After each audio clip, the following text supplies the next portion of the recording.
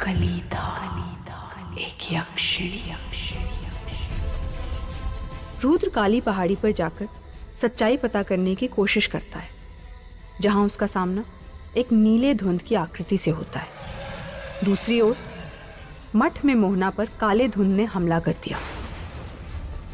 क्या रुद्र इस काले और नीले धुंध के रहस्य का पता लगा पाएगा? जानने के लिए सुनी आगे की कहानी। मोहना! रुद्र मोहना को उस धुंध की चपेट में देखकर चीख पड़ा, जिस वजह से काले धुंध की आकृति मोहना का गला छोड़ पीछे मुड़ी। मोहना धुंध की चपेट से आजाद होते ही असहाय नीचे जमीन पर आ गिरी। साक्षी उसकी मदद के लिए भागी। धुंध का पूरा ध्यान जैसे रुद्र की आवाज ने खींच लिया था। फिर उसमें से कानों को चीर देने वाली आवाज आई। तू काली पहाड़ी से बच के कैसे आ गया? छोड़ दिया उसने तुझे? रुद्र समझ गया कि इस काले धुंध का रिश्ता कहीं ना कहीं भैरवा की काली पहाड़ी से जुड़ा है। रुद्र ने गुस्से से उस धुंध को घूरते हुए ललकारा, किसने भेजा है तुझे यहां? मोहना पर हमला क्यों किया? ये सुनते ही उस काली धुंध के अंदर से एक अट्टहास सुनाई दी।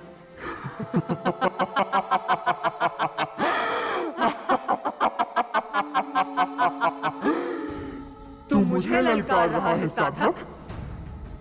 एक पल नहीं लगेगा मुझे इस मठ समेत तेरी आहुति देने में।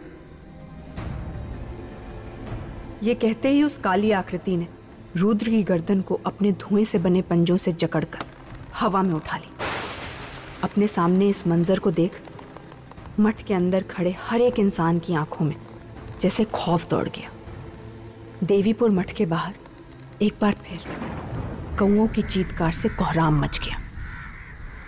काले धुंध की उस आकृति की खून सी लाल आंखों में रुद्र को अपना काल दिख रहा था। उसकी सांसें कमजोर पड़ने लगी। माथे से पसीने की बूंदें टप टप करके गिर रही थी। काले धुंध की आकृति बोली, कैसा लग रहा है साधक? अपनी जिंदगी को धीरे धीरे फिसलता हुआ महसूस कर पा रहा है ना? धुंध ने रुद्र की गर्दन पर अपनी जकड़ और मजबूत कर दी। वहां खड़ी मोहना, साक्षी और सभी लड़कियां बहुत डर चुके थे। सिद्धार्थ ने इस दौरान लगातार कई मंत्र जाप किए, पर उसके सामने खड़ी जो शक्ति थी वो हिली तक नहीं। साक्षी ने डरते हुए बुदबुदाया, भैया जल्दी ही रुद्र को बचाने का कोई उपाय निकालो, वरना ये काली शक्ति उसकी जान लेकर रहेगी। सिद्धार्थ ने रुद्र की तरफ देखा। उसकी आंखें धीरे धीरे बंद हो रही थी। हार कर सिद्धार्थ बोला, इस वक्त रुद्र की रक्षा खुद रुद्र ही कर सकता है। यहीं रुद्र उस काले धुंध की चपेट में अपनी टूटती सांसों के बीच आंखें बंद किए ध्यान करने की कोशिश कर रहा था। फिर किसी तरह मंत्र बुदबुदाया, ओम मृत्युंजय महारुद्राय त्राहि माम शरणागतम। अचानक रुद्र के शरीर से एक तेज ऊर्जा निकली और देखते ही देखते उस काली शक्ति की पकड़ रुद्र पर कमजोर पड़ गई। एक भयानक चीख के साथ वो काली शक्ति कमरे की खिड़की से बाहर निकल गई। तुरंत ही कौओं का शोर भी एकदम बंद हो गया, लेकिन चारों ओर अभी भी काले बादल छाए हुए थे। रुद्र ने तुरंत उठकर खिड़की के बाहर देखा तो आसमान में उन बादलों के बीच उसे एक विचित्र और डरावना चेहरा नजर आया, जो कि एक चीत्कार के बाद पल में ही शांत हो गया। रुद्र राहत की गहरी सांस भरकर पीछे मुड़ा। कमरे में सभी लोग इस घटना से डर के मारे हिले हुए थे। उनकी आंखों में जहां रुद्र के लिए चिंता थी, वहीं कई सवाल भी। रुद्र ने मोहना की तरफ देखा और पूछा, तुम ठीक हो? मोहना अब भी उस डर से बाहर नहीं आ पाई थी। उसके मुंह से आवाज नहीं निकल पा रही थी। जवाब में बस हां में सर हिला दिया।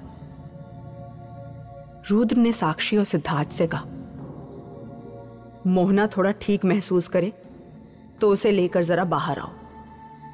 रुद्र बाहर आया और आसमान की ओर देखकर सोच में पड़ गया। अब तक जो कुछ भी उसने देखा, महसूस किया, वो सब क्या था? रुद्र बरामदे में खड़ा होकर इन सब के बारे में सोच ही रहा था कि तभी पीछे से सिद्धार्थ ने रुद्र को आवाज लगाई। मठ के कमरे से सब बरामदे में आ गए, जहां सब रुद्र के साथ खड़े थे।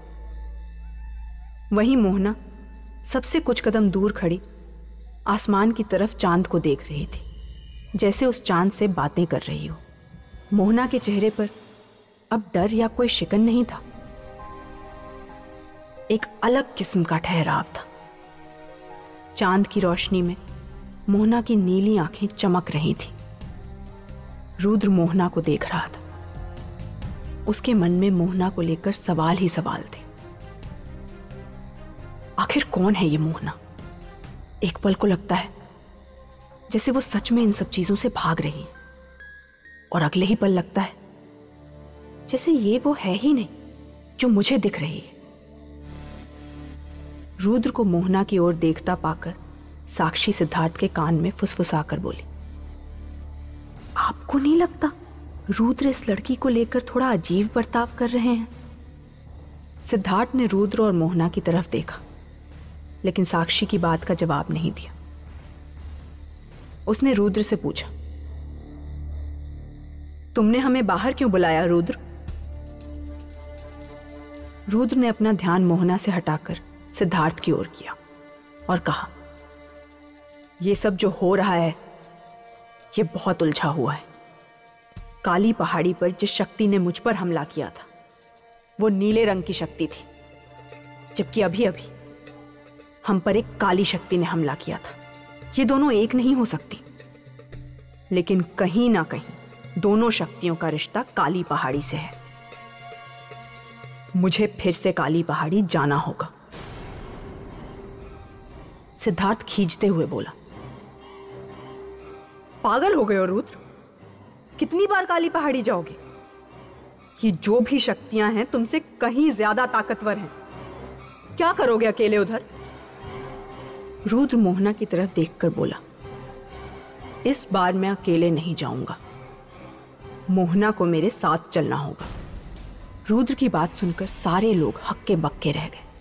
जिस लड़की पर अभी अभी हमला हुआ है उसे दोबारा काली पहाड़ी पर ले जाना क्या सही होगा? आखिर क्यों रुद्र दोबारा मोहना और अपनी जान खतरे में डालकर काली पहाड़ी वापस जाना चाहता है? और क्या राज है काली और नीली धुंध का? आगे की कहानी जानने के लिए सुनिए प्रतिलिपि FM।